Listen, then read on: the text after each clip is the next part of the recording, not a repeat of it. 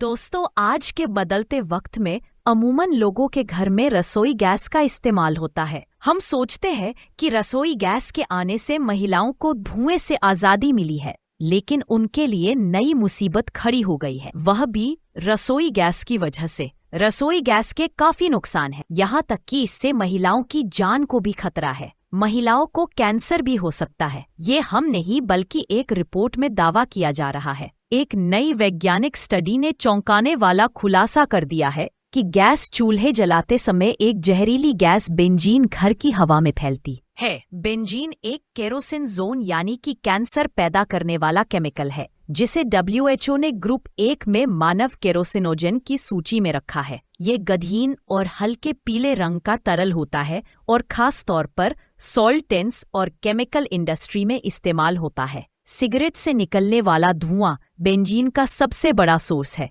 करीब 90% लोग इसकी वजह से ही कैंसर करने वाले केमिकल के संपर्क में आते हैं। इसके अलावा यह कई घरेलू उत्पादों जैसे गोंद, क्लिनिक एजेंट और पेंट्स में भी पाया जाता है। यह रिसर्च अमेरिका की national institute of standard and technology के मॉडल का उपयोग करके की गई। वैज्ञानिकों ने छोटे फ्लैट से लेकर बड़े घरों तक हर प्रकार के घरों में गैस और प्रोपेन स्टोव से निकलने वाले बेंजीन के फैलाव को मॉडल किया। इसके बाद अमेरिकी पर्यावरण संरक्षण एजेंसी के हेल्थ रिस्क असेसमेंट में फ्रेमवर्क से यह आकलन किया गया कि बेंजीन से कैंसर का कितना जोखिम होता है। खासकर ब्लड कैंसर से इसका सीधा संबंध पाया गया, क्योंकि बच्चों का शरीर छोटा होता है और उनकी सांस की दर अधिक होती है। इसीलिए उनके लिए खतरा वयस्कों की तुलना में लगभग 2 गुना पाया गया है।